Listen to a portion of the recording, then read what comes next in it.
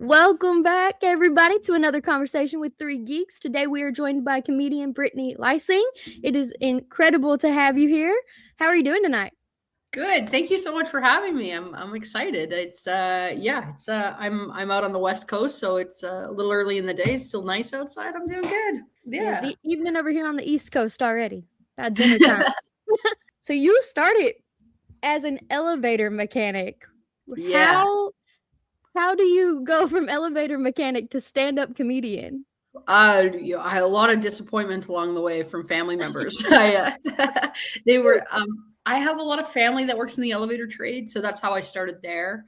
And Yeah. I have a pretty blue collar family background, so that's how I did that and ended up in that world. And I really always kind of wanted to do comedy, but I didn't have any sort of like there was no like model to follow or how to like to jump from that to this was crazy. Like it was Yeah. just completely different worlds. So I started doing open mics just as on kind of a whim, and yeah, it kind of went from there. It happened pretty quickly. You said you kind of always wanted to do comedy. Yeah. Kind of how did you know that was something you always wanted to do? I was obsessed with stand-up comedy. I think I was obsessed with stand-up comedy before I knew it was stand-up comedy. I grew up in Canada, so we just used to have sort of these we had a show called Club 54, which was just like so like 80s, 90s old smoky comedy club. And I Yeah. would watch the old sets like late at night. And I was obsessed with David Letterman and like obsessed, like at a young, weird age to be like a little girl obsessed with David Letterman. Um, and so it kind of grew from there. And then I found out it was something you could do like later on in life. And yeah, so that's where that started, I think. And then just tried to pursue it. Yeah. Was there kind of like a specific thought where you know, like a set that you did where you're like, "Okay, yeah, no, I can do this. I can absolutely make this a career."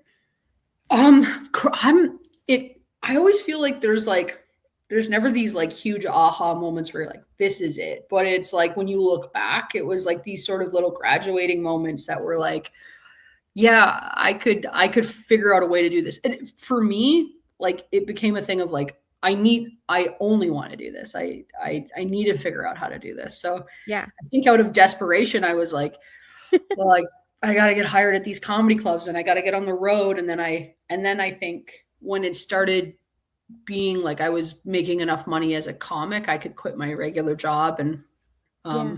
then I just didn't look back. Yeah. Yeah. So small moments, but no big, like, I can remember the first time that I quit my job and then was like, oh no, what have I done? Yeah. And The fear then set in. You're like, "All right, I can do this." And then you're like, "Wait, can I?" what have I done? And then I was driving through rural. I can never say rural. I can never say that word. It's the weirdest word. It is. But I was like driving through rural Canada and I just was like, oh, this is freedom. This feels like to get to a gig and it was 8 hours away. And I thought, oh, this is the best. That's awesome. Yeah. No, I mean, it's incredible when you can take that, "This is what I wanna do," and just let that determination be what makes it happen. Yeah, it's honestly like I don't even know how when I think about it because it's such a weird thing to want to do for money. Like it's such a narcissistic pursuit when you really break it down. You're like, I'm gonna stand in front of these people and make them listen to stories about my family and they're not allowed to talk. It's like just like such a weird notion. So I kind of just like when it was happening, I would have these moments of like, I can't believe they're letting me do this Yeah. for money. That's And crazy. they're paying me to do it. Wild. I still think that. I still think you guys, I tricked you somehow. I mean, when it works, it works. Yeah. It was like, and I think like when you like joke about yourself too, like I've seen incredible clips, like the one of you trying to pick up the guy at the bar and Yeah. people like leg up on the chair. Like, I laughed so for real. hard, but I'm like, see, that's funny because like I I love to make fun of myself. And I think those jokes they land. People can relate to that because they're like, "Oh, what's that one embarrassing thing I did?" Yeah, I started realizing like the more genuine the story was. Because I think when I first started, I would write these jokes that, I mean, maybe while rooted in truth, started become these bigger tales, to make it funnier, to whatever. And like that's still like a way to do things, but the closer it is to the truth, I think people can tell, and then they find some common ground and make, because I think everyone is embarrassing all the time. Yeah. People are embarrassing. We just don't. Yeah. And I don't think we're being as embarrassing as we think we are, because everyone's like that. So I think when I out myself a little bit, it's there. I can see in the faces in the crowd, everyone's like, yeah, or they know somebody like that, or definitely. And yeah, it makes it relatable. And when you can laugh, you're like, oh yeah, no, been there. It makes it funnier. Way better. So much funnier. Do you think that kind of like, I mean, elevator mechanic, that's got to be a very male-dominated field. I was the only girl that did it when I started. I was the first female elevator mechanic in the province that I'm from, which is like state. So like in the whole province, I was the only one to start, and then others grew. Yeah. Yeah. Do you think that kind of helped shape your comedic voice? Yeah, I think comedy element was there a little bit more because my family's so like, I come from very loud, funny. I'm the least funny one in my family. Like they're mental cases, these people. They're so funny and they're so fun to be around. I think it shaped my perspective a little more. It helped like sort of grow a comedic voice where being the only girl was such a unique thing. And then I feel like it kind of like, I had all these, like, I felt like I was a bit of a spy. Like, I'm the only girl, but they forget I'm a girl all the time. Yeah. So I think that I just being around all these dudes and everything like that, I just, I mean, this is not the most popular opinion, but I love men. Like they make me laugh. I like being around boys. So it just became, it became a very different perspective for everyone. I think that helps because it is harder for female comedians, I think, because people tend to they judge the jokes harder, I think. I think you're right. Yeah, there's a line a female comedian has to walk that a male comedian doesn't. So do you think that kind of helped you there too, kind of understand that what's too much? Do you know what? I feel like it almost gave me, it sort of took that fear away of having to walk that line. I had been around these dudes for so long. I was always the only girl. I just kind of said what was on my mind anyways. And I mean, they would always laugh at work. So maybe it gave me a false sense of confidence that when I went into comedy, I kind of just like, I wasn't holding back in the same way. Cause I felt like I was like, well, these guys listen to me all the time anyways. But I completely understand what you mean, where you're like when a girl can say something and a guy can say something and it's gross when we say it. Yeah. Or it's like, whatever the ridiculous double standard is, But I think it maybe gave me a false sense of confidence where I was just like, I talk to these idiots whenever I want. No, that's fantastic because I love it. It's like when you're not afraid to say something, I think it helps. Because then it reads better. Like if you're afraid to say it, then it's not gonna perform. It's not gonna come out the way you want it to. Well, and I think you almost I think there's a thing with maybe the energy we put out and people can't necessarily see, but they can feel. I think that if there's trepidation there, if there's fear, you're kind of teaching the audience to be scared of what you're going to say. Yeah. So it's like I think if you're saying something that's genuine and you're not afraid to say it, then I think they're along for the ride. Yeah. But that also comes with time from being on stage and because I've been doing this just about 15 years. So maybe I'm saying that now, but that perhaps didn't exist in my first couple years of comedy. I just don't have that perspective anymore. But now I'm just I got stuff to say. Yeah. I got stuff to say. Y'all paid to hear me say it. So let's go. You saw my dumb face on the poster. You agreed to being here. Right. You know what you signed up for. Let's go. 100%. Yeah. But how do you decide if a story is is too personal versus what is good for the stage?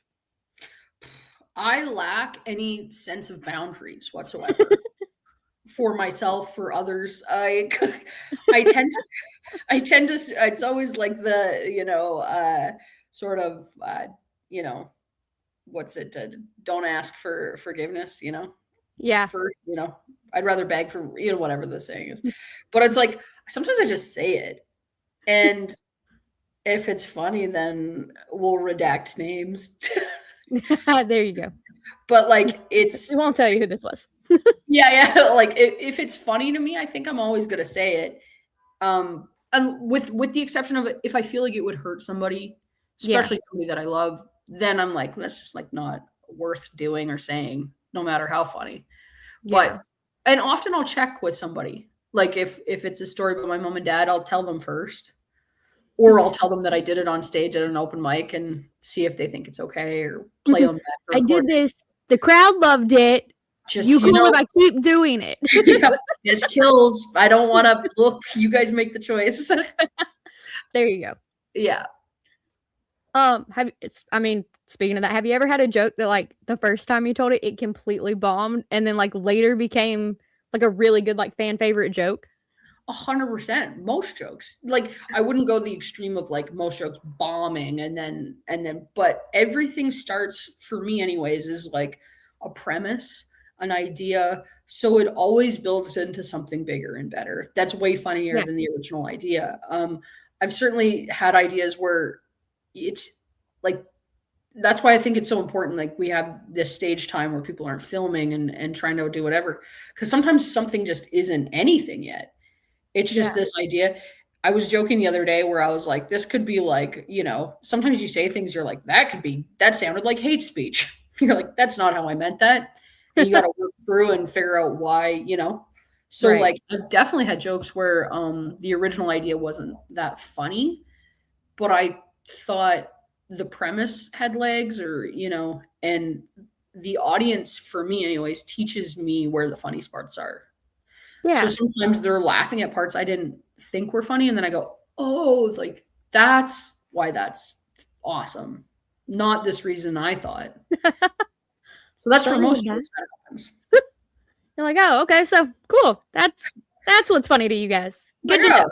It might have sometimes, and I always trust an audience. Like, I mean, unless it's some weird corporate situation where no one's laughing, but like if you're just going into a show and you're throwing things out there, like they know and you can feel the rhythm. You start to like understand the rhythm of where they're laughing, and you're like, oh, I actually need to switch that all around. So yeah, that's what I was gonna say. Do you ever like switch up sets based off kind of what is and isn't landing with audiences? 100%. Yeah. I mean, I've had the sort of the gift of being able to I've been on the road for so long, like, and put in so many different situations, and, everyone's politics aren't always the same. Everybody's, just the demographic of a place might not be the same, like age, race, gender, everything is different. So and I have a couple hours worth of material. So I'm always a person, unless I'm like really working on crafting a certain set, where I'm just like, I'm following, sort of the audience's lead if we're all just trying to have fun. So if something isn't landing, or if like a certain set of jokes is not really hitting, I'm like, oh, this just is like, doesn't resonate with these people. So I'll switch up, or I'll go kind of where I think they might like. So yeah, definitely. Like, cause in my head, I'm always like, I want people to leave having had the best time. Yeah. So if they like come away like, and they were like, I didn't really get it, like in my head, then I failed, because I'm like, well, I have a million other things that everyone could have had a great time. So yeah, definitely. Yeah. I always wonder that, because like, sometimes people, they're like, all right, this is my set for this tour, and these are the jokes I'm doing. Mm-hmm. And I'm like, well, what if those jokes don't work? I mean, I guess you get to a point where like these jokes work and you're going to use them, but yeah, like you said, I mean, everybody's demographics are different. What everyone finds funny is different. So big time. I mean, you go into a city and they're always going to lean a little more progressive. You go into the country and they're always going to be a little more conservative leaning, and everywhere in between that. So it just depends on like, you know, I don't know what you want the experience to be. Right. You don't really have that luxury early on in comedy because you don't have enough material. Yeah. So like I certainly like 2-3 years in, you know, when I was out on the road doing probably more time than I had, like I shouldn't have been up there for that long. Then there's no real choice. You're like, I don't even have this much time. So yeah. Just gonna wing it. Yeah, I'm just gonna hopefully you like this or knock knock. Yeah, 100% just like crowd work or something, but now given that there's more material to work with and everything, it's a little bit more of a luxury. And I think social media kind of helps too, like, because you know you post crowd work, people eat that up, and so it kind of helps. Like, oh, okay, cool, I'm kind of at a loss. You look like you'd be fun to make fun of. Yeah, I'm a bit of a I have such respect for people who are really good at doing crowd work. That's never been my forte or even kind of the style that I enjoy. But I have friends that just they do full crowd work sets and they're so funny, it's crazy. And they also have they're great improv artists as well. So it's like when they do it to me, I'm like, that's just not even a skill I have. You're like, I don't understand that. That doesn't compute. Yeah, I'm like, this one's about me. I'm doing a show about me. It's so narcissistic. But you're like, no. I signed up to be narcissistic. That's what I'm gonna do. The microphone is going here. That's fantastic. Have you had many hecklers? Oh yeah, for sure. How do you handle those? I mean, gracefully, hopefully, you know, that's always my intention is to because I always think people are yelling things because they think it'll be funny. Yeah. I think very rare in life do you come across somebody who's trying to intentionally ruin something or make something bad. So why did you pay to go if that was your intention? Yeah, and so I always lean towards initially I'm like, oh, they think that was funny. So if someone yells something out, often the rest of the crowd didn't hear it. So if you're going to address it, I always say repeat the heckle, you know, repeat what was said so that you're addressing something on the spot. The whole room knows. Yeah, they said something, this is what they said. I sometimes substitute teacher it where I'll just be quiet for a second. If they're talking, I go, what? And then I think they're like, oh. Oh no. Turns out I didn't want to be the center of attention here. Go back to talking about yourself. Yeah, 100%. So I try to diffuse it all the time because the truth is I'm in my head, I'm like, I wrote material that I think you'll love, or at least I like performing. And so I'd way rather do that. I think everybody will have a better time. But if it continues, then it's like, well, now I'm going to annihilate you because I gave you a chance. I tried. I went to therapy for years, but now you've triggered me in a way that the anger management is not going to help here. I fear I'd be that right out the gate. No. Is your name on the sign outside? No? Okay, shut up. Do you know what though? Sometimes because same thing, I've done that, gone right out the gate, just annihilate, decimate. And then you realize oh, you're in their community. Yeah. And if you go too hard, too fast, they're just that was mean. That was rude. She was rude to Bob from the diner. We all know Bob's slow. Sometimes that's a thing too, where you don't know somebody has a thing and they say something and you're like, what? And then you're like, oh, that guy just has Tourette syndrome. I wish I didn't go so hard. That's a nice man with a disability. My apologies. You shout shit the entire show. That's perfectly fine. Oh yeah. Go ahead, brother. That's free for me. Yeah. No, I love that. Yeah. I always wonder how that works because it's like you said, you kind of feel like you have to handle it gracefully, but at what point do you not keep being polite about it? Do you know what I will get truly annoyed is when I see that it's upsetting the rest of the audience. Yeah. For me, I'm like, go ahead. I just don't whatever. Beat me. Just I do this daily. I don't think you're gonna win. But for the rest of the audience, I'm like, yeah, but they people don't realize to come out to a comedy show, it's not like most people don't go all the time. So it's a special thing. And a lot of people have kids. So they like got babysitters, like took an Uber. A lot goes into it. Like paid, having drinks. Like this is a big night out for them, or it's a date night, or it's something, and it's something special.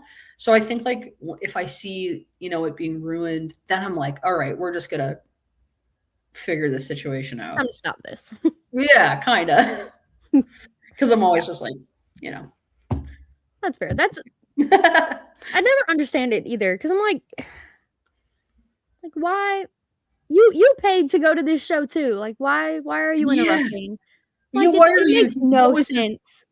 Do you know what it often is? It's either a drunk girl or a guy who thinks he can be a comedian.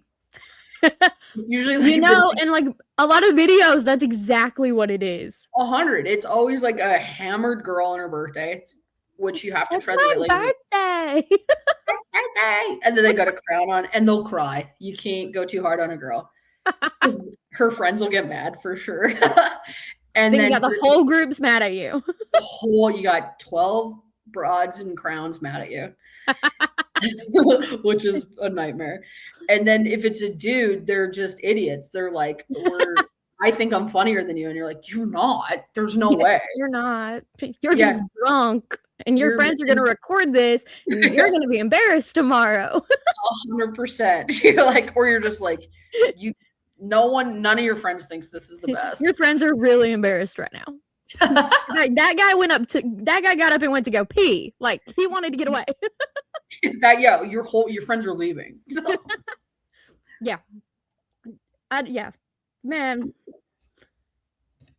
Hecklers drive me crazy. Yeah, like, they've become now, because of the internet and people are clickbaiting, like they're trying to like find. They want it, yeah. Which I hate, because I'm just like, I'm a bit of a traditionalist. I'm a bit of a comedy, like I like jokes, like I like written material. So I'm like a bit of a Puritan in that way, a bit of a purist. But it's like the like fishing for heckles I hate, because it's teaching. It's like it's kind of just teaching bad behavior. But yeah.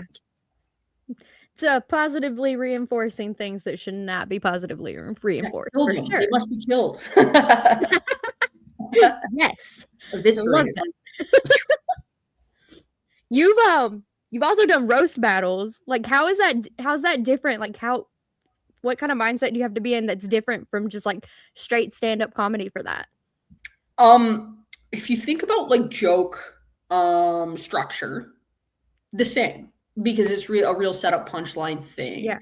There's definitely an element of like a real cutting the fat on jokes, meaning like taking out all the very, very, like anything that is even slightly unnecessary, like word wise. It's about like writing quick jokes that land like fast, it's a real setup punchline thing. So similar in that way, but completely different in the way that you're writing. You're both on stage. It's a give and take. It's a little more improv-y. It's a little more like from that perspective and stuff. I always, so I've done a lot of roast battles. I do a show in Canada on the radio called The Debaters. And that's where we like debate funny topics. And I'm always of the mind it's way funner if you work together. Yeah. Like as a pair, like if you're roasting each other, like I was on that show, Roast Battles, with a couple of friends. And so we wrote jokes together. So we were just like, if you thought, because of course you think the meanest things about yourself. Right. So we just were like, oh my God, how funny would this be to say to me? So that was really fun, because like I'm pretty self-deprecating anyways. So it was a bit cathartic to just be like, say it. Do it. Your friend's like, I'm not saying that about you. And you're like, yeah, you are. Yeah. So actually, my friend and I, Sophie Buttle, we went against each other, and we wrote a lot of each other's jokes and for each other. And that to me was my funnest roast, because I just felt like it was so fun to do, because it was such a collaboration. Friends giving each other shit. Like shit. I love shit talk too. Like I love getting your buddy riled up and stuff. So that it felt fun. That's friendship. Yeah, that's we can do that to each other. Like, if we're not giving each other shit, like we think the other one's upset. Yeah, you're like, why are you being nice to me? What's wrong with you? Yeah. So that was I'm always more, I love collaborating and making something cool in that way. So that experience was really neat. And it was certainly different than like live stand up because it was filmed. And I mean, anything that's filmed can be, cut and start again. And, so it was definitely, it was a different beast completely. Is with collaborating, is there any other like comedians that you would love to do like a collaboration roast or stand up with? Oh, I mean, just I don't know, roast the roast. I will say this of the roasts: if you're not doing it with somebody that you love or like, it's a bit of a negative experience because you're just drumming up awful things about somebody. So I think but collaborate with. I mean, there's a million people that I would just love to just be in a room and work with on anything. I've just longtime heroes, like, I mean, Sarah Silverman for me has always been somebody that I've just idolized. So my God, just if I got to be in the same room as her would be huge. Yeah. I mean, there's a million. And I have a lot of friends that I think are very funny from Canada that I think would do really well in the States. And so Chris Gordon is one of my favorite comedians of all time. He's from Canada. And so anything with him, I'd love to do. I love that. Tell us a little bit about your album Going Up. Like, what did that project mean to you? So that was my first album, and that was huge because I couldn't believe anybody cared enough about what I was doing or saying to want to record it for starters. And then, just like anything when it's a first, it was like I recorded in Canada at the Vancouver Yuck Yucks. And that was a club that I first headlined that club. That was my first headlining club. So that there was a special sort of tie to that. And then, I worked with 604 Studios out of Vancouver, and that was wonderful as well. So that it just was, the whole experience was so new and I was so fresh, and a lot of anxiety on release date because, a bit of like imposter syndrome of why would I let anyone hear this? But there were sort of a million feelings in one because I think when you like stand-up comedy is not tangible. It's just something you do and say, and it exists sort of in the ether. And then I would go all these places and do all these things, but and I felt like I had achieved certain, but I didn't have anything tangible to show anybody that I had worked on. Yeah. So when I created that first album, I was like, oh, this is like a thing I can show my family and my parents, and this is what I do. This is what I made. And so that was kind of the first time I had experienced that. So it was really, it was really meaningful. That's incredible. You also won the Seattle International Comedy Competition. What was that experience like? Oh, crazy. That competition to me, first and foremost, is run by wonderful people, John Fox and his son, Shane Fox, and the director, Taylor Clark. It is, it's such a testament of what stand-up comedy is. It's truly testing each skill. People are more concerned about, just those 5 minutes than, 10 minutes than 15 minutes. Cause each level is a different thing, but each round of that competition was a different time frame.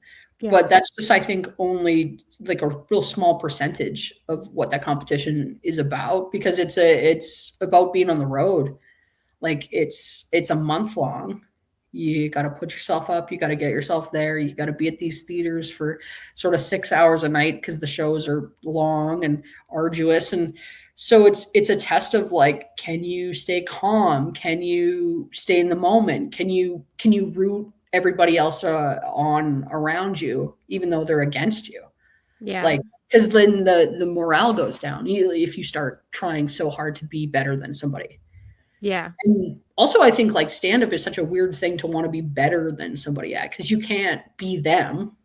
Yeah. And you can't tell their story. So trying to keep that mindset of just I'm just doing what I know how to do. And in all these different environments, like theaters and then comedy clubs and weird corporate events and Some were clean, some were you weren't allowed to, be dirty at, some were. So the whole competition, I think, is just designed in a really cool way that reflects what the actual experience of being a comedian is. So it was a lot though. I felt like I was away at battle or something. Because he was like, also kind of work. And like a lot of those guys that I was in the competition with, like we've stayed pretty close and in contact, and yeah, so that's great. It was a really cool experience. That would be fun to like watch just multiple different people perform on that kind of a level would be really cool. Yeah, that's something that I also just shout out the guys that run that festival or competition, is that they've cultivated or not cultivated, they've curated these audiences that are come back every year, that fill up these theaters. So he's created something so cool that for 20 years, they come back every year, and he sells out, I think it's 20 shows in under a month in one region. It's just in Washington. That's crazy. It's crazy. I mean, it's incredible. Yeah. That it has that. Yeah, I just have the utmost respect. I'm like, oh man. So it's because I think you're right. It is cool to watch, because people who have followed it for years, I think, have a lot of they get invested in watching. So yeah, it was life-changing. It was really cool. Yeah. Well, we are 3 Geeks Podcast. So do you geek out over any different fandoms, movie shows, games, books? Oh yeah, here's the thing. I have severe undiagnosed, well, it's diagnosed now, but late diagnosed ADHD. So my ability to hyper focus on something and just obsess is insane. I for many years I've been obsessed with Johnny Depp and anything Johnny Depp adjacent. So just every movie and everything he's done and so yeah, I mean, that gets out of hand. I mean, I could probably I have encyclopedic knowledge on the life. I mean, it's Johnny Depp. I feel like that's a very fair obsession. He's made the coolest movies, and then because anything I get obsessed with, I'll go anything he's been involved with anybody else. So, he collaborates with Patti Smith all the time. So then I got obsessed with Patti Smith and Shane McGowan from the Pogues, and just Tim. Well, became a pirate for a little bit, I was a pirate. I cut off a leg. I bought a parrot. Yeah. I love that. Yeah, it's wasted. I've wasted a great deal of life on on reading Johnny Depp related material. Yeah, maybe Johnny Depp comes to a show one day. Can you imagine? Can you even imagine? How cool would that be? I'm on a pirate ship performing. That would be fun. Pretty cool. Pirate comedy show. It'd be a blast. May have just created something.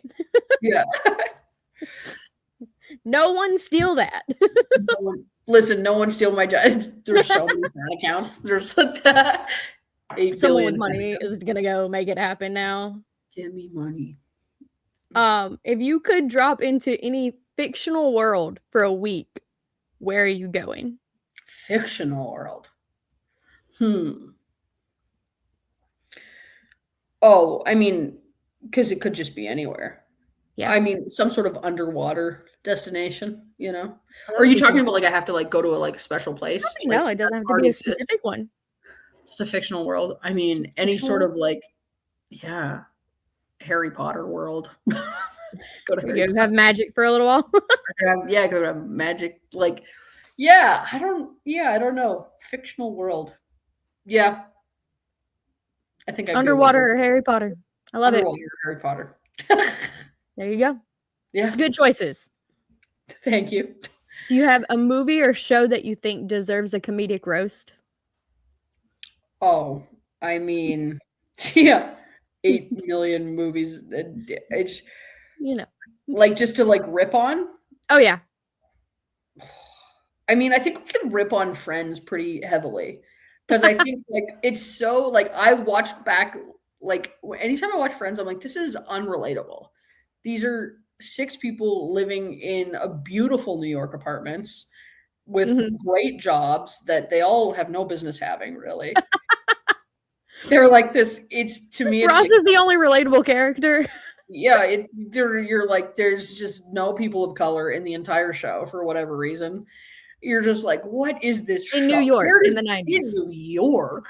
You're like, is this a magic New York? Is this a magic racist New York? No, but it's like, it just I love the show. Like, I mean, I did when I was young, but it's, to me, I think that you could really go hard on Friends if you wanted to. I feel like you could. Yeah. I have to agree with that. Yeah. But it's bad when you rewatch it and you're like, great, I'm Ross. Yeah, 100%. I'm It's one character you never wanted to be. I'm Chandler. I'm always just trying to smoke all the time. I know it's bad for me, but I'll do it if I want. There you go. Yeah. I want to, and I'm an adult. I can sneak a cigarette. There you go. If you had to build a comedy Avengers team, who would be on your lineup? Oh, like anybody from anywhere ever? Yep. Dead or alive? Dead or alive.